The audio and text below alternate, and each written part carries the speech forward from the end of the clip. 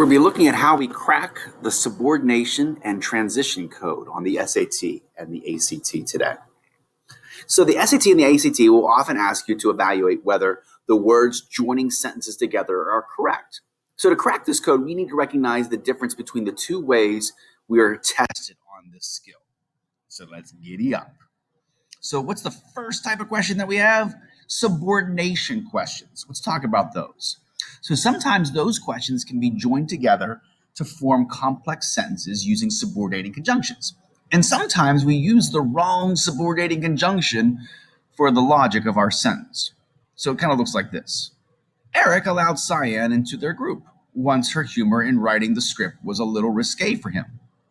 And you need to determine if the subordinating conjunction is correct or not. Meaning, do I use the word once? Was there a better choice? So let's call this the wrong word, but it's the right location kind of question. So we're not moving the word. We're just simply choosing, is that the right word to connect those two thoughts together? So let's discern the relationship between these two clauses. So Eric allows Cyan into their group. Second sentence, Cyan's humor in writing the script was a little risque for Eric. So what's the connection between them? I mean, did he allow her into the group, but then her contributions turned questionable? Did he allow her into the group because he needed her edgy contributions? Did he allow her into the group despite the fact that her writing is edgy? So if the logical relationship between the two clauses doesn't jump out to you quickly, because mind you, this question's out of its full passage context, like what would be on the SAT, but then simply look at the answer choices next if it doesn't jump out to you immediately. So if it says, if Cyan's humor was a little risque for Eric, why would Eric allow Cyan into their group? Like, seriously, why would you let her in if her humor was a little risque? So let's discern sort of what each of these means. So once kind of implies time and chronology. Whenever kind of implies time, but also frequency. Because means cause and effect. And even though kind of means a contrast or independence. Well, true, we want to know why Eric would allow Cyan into the group, but that doesn't mean that it's because. It doesn't make a lot of sense. So let's get rid of because. He doesn't let her into a group because her humor was risque. And it's not the first Cyan was risky and second Eric invited her. So it's not necessarily chronology. So let's get rid of once. And it's certainly not D, which means not only frequently, but also it's conditional. So it wasn't like whenever her writing was risque. None of those make sense. So it's got to be C. So even though it kind of works very logically, so it implies that Cyan and Eric sort of are contrasting each other. I like C choice. So wait, the C needs a comma before even though to be correct, right? Technically, yeah, true, it does. But would it surprise you that the SAT or the ACT doesn't always follow the true rules of grammar? I know, it's crazy, Raven. It is, but it's true. So remember, these types of questions are testing your understanding of writing, not necessarily grammar. So don't let the technical comma trip you up. So you'll know a punctuation question on the SAT when you see it. This is a writing question. So yes, I would put a comma after the word group, but the SAT doesn't always play by the comma rules that we want to play by when they're asking writing questions. So once again, don't let that sort of mess with you. But wait, there's another way they may test you on subordination. So sometimes they underline both sentences completely and they move the subordinating conjunction. Kind of looks like this. Because we were not expected to do well in 11th grade English, we had a lousy teacher for English 10. And you need to determine if the appropriate clause has been subordinated. So basically, does it sound logical? Is sort of what we're saying. So we're going to call this the right word, but the wrong location. So they're not going to change the word usually. What they're going to do is they're simply going to move it, but sometimes they'll change it.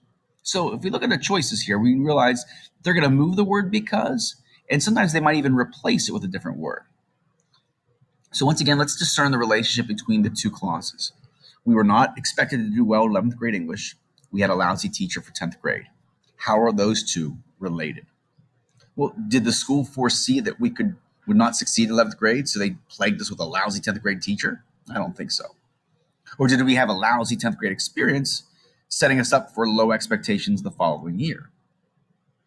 So when I'm looking at this thing, I'm thinking, well, what do I have going on here? Well, each of them have their own subordination. The original one has the because, B has an if, C has an unless, and D has a because. So we have to also look at where they're being placed in the sentence. So the C choice makes no logical sense. Well, we were not expected to do well unless we had a lousy teacher. It makes no sense at all. And the A and the B are also similar, but they're illogical. The cause and effect are off. To say because we had no expectation, they had low expectations, we had a lousy teacher. Or if we were not expected to do well 11th grade, we had a lousy teacher.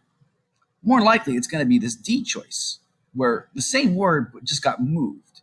We were not expected to do well 11th grade. Why? Because we had a lousy teacher in 10th grade. I can kind of see the connection between those two. That's why D makes sense.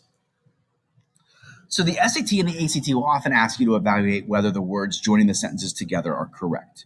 So to crack this code, we need to recognize the difference between the two ways we're being tested on this particular skill. So now the question is, what's that second type of question? Well, there's this transition question they might ask us.